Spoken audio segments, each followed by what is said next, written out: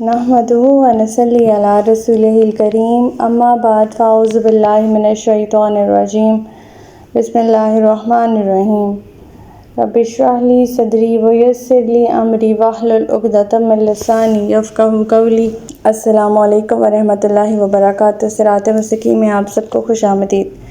पिछले सबक में हमने पढ़ा था कि अल्लाह ताला फरमाते हैं नबी पाक सल्लल्लाहु अलैहि वसल्लम से उन यहूद के बारे में कि जब वो आपके पास आते हैं तो कहते हैं कि हम ईमान लिया, हालांकि वो तब भी काफिर होते हैं, यानी वो आते भी कुफ्र की हालत में और जाते भी कुफ्र की हालत में ही हैं, और जो कुछ वो छुपाते हैं अल्लाह इसे खूब जानता है। फिर अल्लाह ताला फरमाते हैं इनमें से अक्सर लोगों को आप देखेंगे गुनाह और ज़्यादती के कामों और हराम खोरी में बहुत तगदो करते फिरते हैं। जो ये काम कर रहे हैं वो बहुत बुरे हैं। फिर अल्लाह ताला फरमाते हैं कि इनके मशाइख और उलमा भी जो हैं वो इन यहूद को गुनाह पर ज़बान खोलने और हराम खाने से मना नहीं करते। बहुत बुरा है जो ये कुछ कर रहे हैं। फिर अल्लाह ताला फरमाते हैं कि यहूद कहते हैं कि अल्लाह का हाथ बंधा हुआ है, बंधे हुए तो इन्हीं के हाथ हैं। अल्लाह ताला फरमाते हैं कि इस बकवास की वजह से इन पर फटकार पड़ गई है। अल्लाह के दोनों हाथ तो खुले हुए हैं, वह जैसे चाहता है खर्च करता है। जो कुछ आपके परवरदिगार की तरफ से आप पर नाजिल हुआ है इसने इनके अक्सर लोगों को बजाय हिदायत के उल्टा सरकशी और कुफ्र में ही बढ़ा दिया है, जिसके नतीजे में हमने इनके दरमियान रोज़े क़यामत तक अदावत और कीना डाल दिया है। जब भी ये लोग जंग की आग भड़काते हैं अल्लाह इसे बुझा देता है और हर वक्त ज़मीन में फ़साद बर्पा करने लगे रहते हैं। अल्लाह फ़साद बर्पा करने वालों को पसंद नहीं करता। फिर अल्लाह ताला फरमाते हैं कि अहले किताब अगर ईमान ले आते और तक़वे की रविश इख्तियार करते तो हम इनकी बुराइयां ज़ाइल करके इन्हें नेमतों वाले बाग़ात में दाखिल फरमा देते। हमारा आज का सबक आयत नंबर 66 से लेकर आयत नंबर 70 तक है, तो आज का सबक शुरू करते हैं। बिस्मिल्लाहिर्रहमानिर्रहीम। वलौ अन्नहुम अक़ामुत तौरात वल इंजील वमा उन्ज़िला इलैहिम मिर रब्बिहिम लअकलू मिन फ़ौक़िहिम व मिन तहति अर्जुलिहिम मिनहुम उम्मतुम मुक़्तसिदा व कसीरुम मिनहुम साअ मा यअमलून। अगर ये लोग तौरात और इंजील पर और जो दूसरी किताबें इन पर इनके परवरदिगार की तरफ से नाजिल हुई थीं इन पर अमल पैरा रहते तो इनके ऊपर से भी खाने को रिज़्क़ बरसता और पाँव के नीचे से भी उबलता। इनमें से कुछ लोग तो रास्त रो हैं, लेकिन इनमें से अक्सर बदअमल हैं। अगरचे ये खिताब बज़ाहिर अहले किताब को है जिसमें यहूदी और ईसाई शामिल हैं, ताहम ये हुक्म हम अपने ऊपर भी ले सकते हैं। कोई भी उम्मत जो किताब अल्लाह पर सच्चे दिल से पूरी दयानतदारी और ईमानदारी के साथ अमल पैरा होगी इस पर ऊपर से भी रहमत बरसेगी और नीचे से भी, यानी ऊपर से भी अल्लाह ताला इस पर रहमत बरसाएगा और नीचे ज़मीन से फल और मेवे बकसरत पैदा होंगे। अर्ज़ी और समावी बरक़ात नाजिल होंगी, आफ़ात दूर होंगी, सबको फ़राखी से रिज़्क़ मिलेगा। जैसे कि एक हदीस में है कि हदूद अल्लाह में से एक हद कायम करने में इतनी रहमत और बरकतें नाजिल होती हैं जैसे 40 दिन बारिश से नाजिल होती हैं। इस आयत से मालूम होता है कि अल्लाह की अताअत और फरमाबरदारी और नेक अमाल का एक नतीजा तो इंसान के दिल पर मुरतब होता है, जिससे इसका दिल सलीम और मुतमईन हो जाता है। इन्हीं अमाल का दूसरा नतीजा कायनात की फ़िज़ाओं में मरतब होता है, जिससे अल्लाह ताला की बरकतों और रहमतों का नज़ूल होता है। इसके बरअक्स अल्लाह की नाफरमानी, सरकशी और कुफ्र का एक नतीजा इंसान के दिल पर मरतब होता है, जिससे इंसान का दिल स्याह हो जाता है, परेशान हाल हो जाता है। दूसरा नतीजा फ़िज़ाओं में मरतब होता है, जिससे ऐसे लोगों पर लानत बरसती है और मसाइब नज़ूल किए जाते हैं। फिर जब किसी कौम का डोल गुनाहों से भर जाता है तो वही वक्त होता है जब इन पर अज़ाब इलाही नाजिल होता है। आयत नंबर 67। या अय्युहर रसूल बल्लिग़ मा उन्ज़िला इलैका मिर रब्बिक व इन लम तफ़अल फ़मा बल्लग़्ता रिसालतहु वल्लाहु यासिमुका मिनन नासी इन्नल्लाहा ला यहदिल कौमल काफ़िरीन। ए रसूल, जो कुछ आपके परवरदिगार की तरफ से आप पर नाजिल किया गया है इसे लोगों तक पहुंचा दीजिए, और अगर आपने ऐसा ना किया तो अल्लाह का पैगाम पहुंचाने का हक़ अदा ना किया, और अल्लाह आपको लोगों के शर से महफूज रखेगा, और अल्लाह यकीनन काफिरों की रहनुमाई नहीं करता।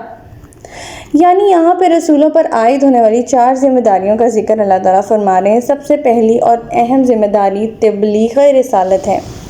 آپ صلی اللہ علیہ وسلم نے سب سے زیادہ توجہ تبلیغ رسالت پر فرمائی تھی۔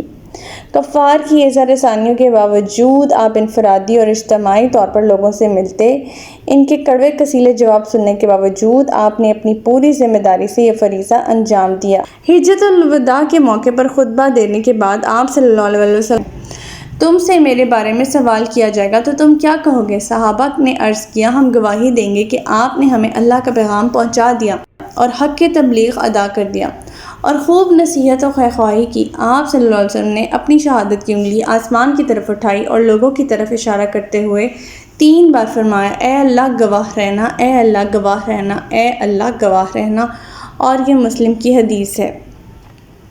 آیت نمبر 68۔ قُلْ يَا أَهْلَ الْكِتَابِ لَسْتُمْ عَلَىٰ شَيْءٍ حَتَّىٰ تُقِيمُوا التَّوْرَاةَ وَالْإِنْجِيلَ وَمَا أُنزِلَ إِلَيْكُم مِّن رَّبِّكُمْ وَلَيَزِيدَنَّ كَثِيرًا مِّنْهُم مَّا أُنزِلَ إِلَيْكَ مِن رَّبِّكَ طُغْيَانًا وَكُفْرًا فَلَا تَأْسَ عَلَى الْقَوْمِ الْكَافِرِينَ۔ آپ ان سے کہیے، اے اہل کتاب، جب تک تم تورات، انجیل اور جو کچھ تمہارے پروردگار کی طرف سے تم پر نازل کیا گیا ہے اس کی پابندی نہ کرو گے تو تم دین کی کسی بھی اصل پر نہیں ہو، اور جو کچھ آپ کی طرف نازل کیا گیا ہے وہ تو ان میں سے اکثر کو سرکشی اور کفر میں ہی بڑھائے گا، لہٰذا آپ ان کافروں پر غمزدہ نہ ہوں۔ اس آیت سے معلوم ہوتا ہے کہ دین کی اصل بنیاد صرف کتاب اللہ یا منزل اللہ وحی ہوتی ہے، لہٰذا اپنے ہر عقیدے اور عمل کو اسی کسوٹی پر پرکھنے سے انسان گمراہی سے محفوظ رہ سکتا ہے۔ چنانچہ یہود اور نصارہ دونوں کو مخاطب کرتے ہوئے یہاں فرمایا جا رہا ہے کہ تم عقائد اور اعمال کو اللہ کی نازل کردہ کتاب پر پیش کر کے خود ہی فیصلہ کر لو کہ تم اس پر ایمان لانے کے دعوے میں کس حد تک سچے ہو۔ آیت نمبر 69۔ ان الذین آمنوا والذین ہادوا والصائبون والنصارى من آمن باللہ والیوم الآخر وعمل صالحا فلا خوف علیہم ولا هم یحزنون۔ جو لوگ ایمان لائے ہیں، یہ یہودی ہیں یا صابی ہیں یا نصارہ ہیں، ان میں سے جو بھی سچے دل سے اللہ پر اور روز آخرت پر ایمان لائے گا اور نیک عمل کرے گا تو ایسے لوگوں کو نہ خوف ہوگا نہ وہ غمزدہ۔ بعض علماء کہتے ہیں کہ اس آیت سے منافقین کے گروہ مراد ہیں، تاہم اس سے وہ مسلمان بھی مراد لیے جا سکتے ہیں جو اپنے ایمان اور عمل میں راسخ نہیں ہیں، سچے نہیں ہیں۔ دوسرا خطاب یہاں یہود سے ہے۔ یہود پر ایک وقت ایسا آ گیا تھا کہ جب اللہ تعالیٰ نے انہیں تمام اقوام عالم پر فضیلت دے رکھی تھی، ہر قسم کے انعامات برکات سے انہیں نوازا ہوا تھا، لیکن جب انہوں نے سرکشیاں کی، نافرمانیاں کی، انبیاء کو قتل کیا تو اللہ تعالیٰ نے وہ عہدہ ان سے چھین لیا۔ تیسرا خطاب یہاں پر صابی لوگوں سے کیا جا رہا ہے جن کو عام طور پر بے دین لوگ بھی سمجھا جاتا ہے، حالانکہ ان کا اپنا بھی ایک دین تھا جو یہ تھا کہ اللہ تک رسائی کے لیے وہ کسی پیغمبر کی ضرورت نہیں سمجھتے تھے۔ صابی لوگ، اور وہ اپنے آپ کو سیدنا نوح سے منسوب کرتے تھے۔ وہ نجوم اور کوکب اور ارواح کی عبادت کرتے تھے، یعنی ستاروں کی پرستش، اور اس طرح سے انہی ارواح کو اللہ تک رسائی کا ذریعہ یا وسیلہ قرار دیتے تھے اور انہی کے لیے قربانی اور نذر و نیاز وغیرہ دیتے تھے۔ چوتھے یہاں مخاطب نصارہ یا عیسائی تھے جو کفارہ مسیح کے عقیدے کے قائل تھے، اس لحاظ سے اپنے آپ کو اخروی نجات کا واحد حقدار سمجھتے تھے۔ ان 4 گروہوں کا نام اس لیے لیا گیا ہے کہ اس دور میں عرب میں یہی 4 مشہور لوگ تھے جو کسی نہ کسی رنگ میں اخروی زندگی کے قائل تھے۔ اس آیت میں اللہ تعالیٰ نے یہ تنبیہ فرمائی ہے کہ نجات اخروی کا دار و مدار خالص کسی فرقے سے منسلک ہونے سے نہیں ہے، نہ حسب نسب سے ہے، نہ انبیاء کی اولاد ہونے سے ہے، بلکہ اس کا دار و مدار سچے دل سے محمد رسول اللہ صلی اللہ علیہ وسلم کو اللہ کا رسول ماننے، آپ پر نازل شدہ کتاب پر صحیح معنوں میں ایمان لانے، روز آخرت میں جزا و سزا پر ایمان لانے، اور اس کے بعد انہی عقائد کے مطابق عمل صالحہ بجا لانے میں ہے۔ ان سب فرقوں میں سے جو یہ کام کرے گا، اخروی مصائب اور عذاب سے نجات صرف اسی کو حاصل ہوگی، اسے نہ کوئی خطرہ ہوگا، نہ ہی وہ دنیاوی زندگی میں کوئی اسے مشکلات ہوں گی، اور نہ ہی وہ غمگین ہوگا، نہ دنیا میں غمگین ہوگا نہ آخرت میں غمگین ہوگا۔ آیت نمبر 70۔ لَقَدْ أَخَذْنَا مِيثَاقَ بَنِي إِسْرَائِيلَ وَأَرْسَلْنَا إِلَيْهِمْ رُسُولًا كُلَّمَا جَاءَهُمْ رَسُولٌ بِمَا لَا تَهْوَىٰ أَنفُسُهُمْ فریقاً کذبوا وفریقاً یقتلون۔